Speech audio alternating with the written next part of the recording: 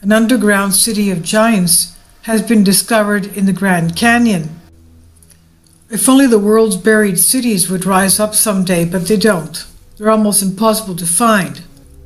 Those stories about rediscovered cities, once inhabited by a race of giants, will always fascinate us. Amazing discoveries require great efforts or an even greater amount of luck. According to an article published in the Arizona Gazette in April 5th, 1909, the Grand Canyon was once home to civilization that most likely consisted of individuals of cyclopean proportions. They were huge giants. If such a civilization ever lived, surely would have left behind some structure as a testament of its existence. We've already found the red-haired giants in Wisconsin and the huge giant skeletons in Nevada. And the American Native Indians have legends of giants all over the United States. The article mentions the discovery of an enormous underground citadel by an explorer named G.E. Kincaid, who stumbled upon it while rafting on the Colorado River. It's worth mentioning that Kincaid was an established archaeologist and had financial backing from the Smithsonian Institute. The entrance to the city was at the end of a tunnel that stretched for almost a mile underground. Kincaid wrote, "First, I would impress that the cavern is nearly inaccessible. The entrance is 1,484 feet down the sheer canyon wall. It's located on government land, and no visitor will be allowed there under penalty of trespass. Above the shelf which hid it from view from the river was the mouth of the cave.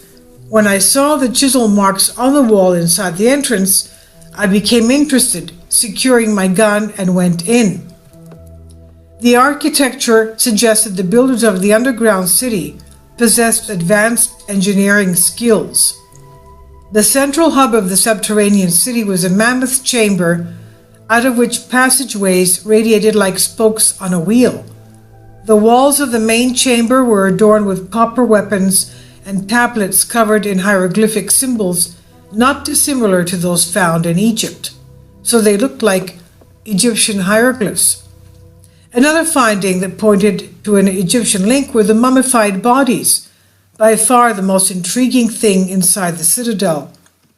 No mummy measured less than 9 feet tall, and all of them were wrapped in dark linen. Kincaid wrote he had stood one up and photographed it by flashlight, but that photo is nowhere to be found.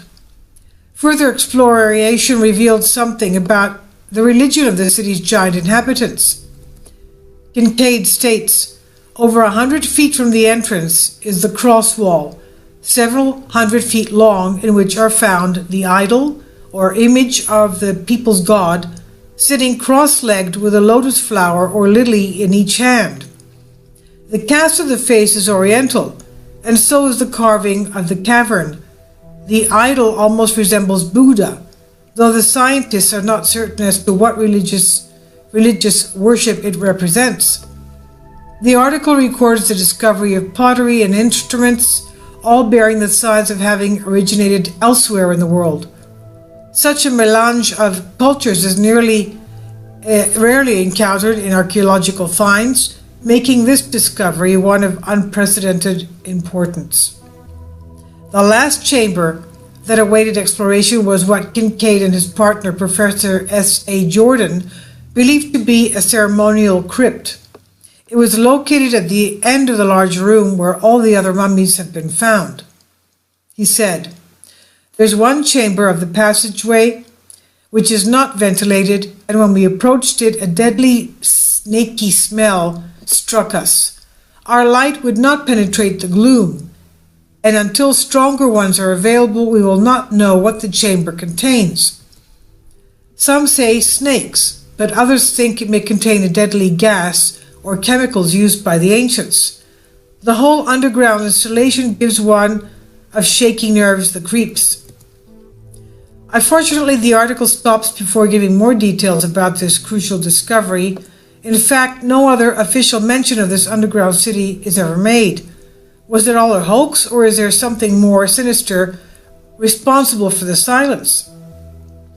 There are some who believe the story of the subterranean city of giants is true and that a tight lid has been carefully placed on top of the affair. Conspiracy theorist John Rhodes once said he knew the exact location of the entrance to the city, but that it was guarded 24/7 by soldiers carrying M16 rifles. Another idea floating around the internet said that the underground city in the Grand Canyon now serves as a museum for the shadowy ruling class. Last but not least, and mostly because of David Icke, many have connected the deadly snaky smell with the presence of reptilian humanoids, Nephilim, Anunnaki, the demon entities. Needless to say, the Smithsonian Institute denied knowledge of the existence of such an enigmatic subterranean city in the Grand Canyon, but their disclosure fails to convince everyone. The abundance of conspiracy theories built around the idea that the Smithsonian activity hides or destroys evidence in order to maintain the standard historical viewpoint does little to help the issue. Due to an acute absence of evidence, it seems that for the moment, the story of the underground city of giants is just that, a story. Well, we've had other evidences and photographs of giants of the United States that were taken away. The skeletons were removed and never to be seen again. They were removed supposedly for DNA examination and research, and they were never returned to any museum or the original discoverers of the huge ancient skeletons of the United States. I'll leave a link below for you for this.